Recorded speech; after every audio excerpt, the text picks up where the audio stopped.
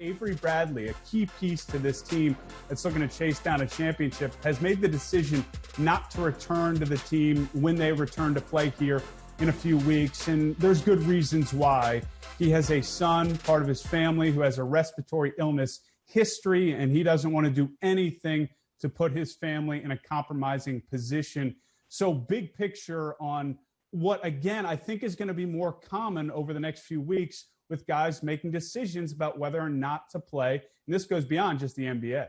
Yeah, exactly. This goes across different sports. And number one, hook 'em horns, Avery Bradley. He's a phenomenal basketball player, and he's making the right decision for his family. Does not want to put them or his son in jeopardy. As you just mentioned, has an underlying condition. And as we've learned throughout the last 4, 5, 6 months, this COVID-19 can really be a terror when you already dealing with some illnesses. So this is superb and the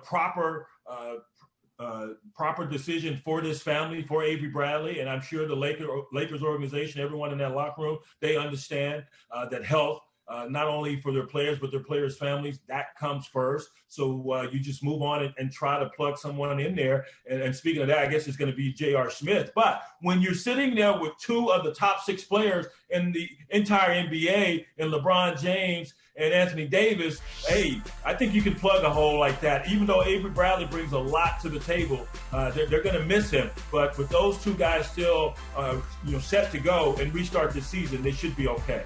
I'm rooting for J.R. Smith, BJ. If nothing else, just there's comedy there.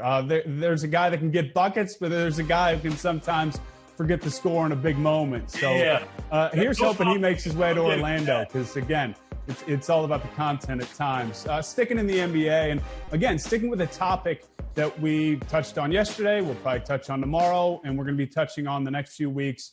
A high-profile athlete testing positive for the coronavirus. It's now Nikola Jokic of the Denver Nuggets, test positive in Serbia. So this becomes a situation where it delays his return to the U.S., a return to his team. But this is part of, BJ, the widespread testing that the NBA is doing right now ahead of players making their way to training camp and eventually to Orlando. As you and I've already discussed this week, that this is the best case scenario. Find out early whether or not these guys are testing positive, and hopefully they'll be able to manage it down the road. They're isolated currently. He's had to delay his departure from Europe back to the United States. So best case scenario, okay, be quarantined, isolated currently. Once you get here, let's hit the road, hit the ground running, and hopefully he's in that lineup. But it's a big loss, man. You're talking about 20 points a game, 10 rebounds, about 6 or 7 assists. So you got a guy that's on the cusp of a triple-double every night. Yeah, it's going to be an interesting and, I mean, look, unprecedented has been the term of the last 6 months, and that's what the landscape for all of us is going to be as we learn more about what's going on with these athletes. And look, part of this discussion more down the road now shifts to the NFL because while teams aren't officially back in the building, training camp, we still don't know when that'll start. That's not stopping guys from getting their work in. These are competitors, BJ. You were one of them. They're going to get their work in, even though the NFLPA is advising players to not hold these group workouts. But we saw down in Tampa, Tom Brady holding a workout with some of his teammates, and then also Drew Brees in Denver getting some work in with Emmanuel Sanders. So this is something we're going to continue to see, right?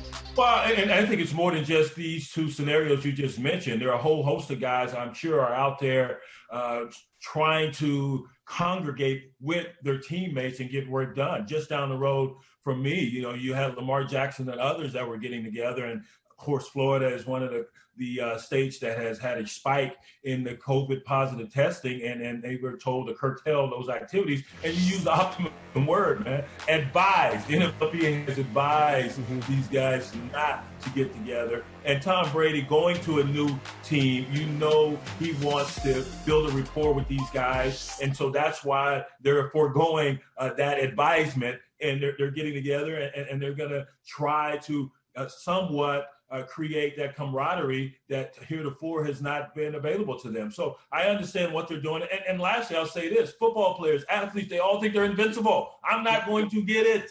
That's the mindset. So they're going to go out and play ball and try to find some sense of normalcy, even though this is unprecedented times we're living through. But these guys are going to go out and say, hey, the heck with it. I'll take that chance. If I get it, I get it. But I need to go out and get the work in, and I definitely need to somehow ingratiate myself with these new pieces I'm playing with now.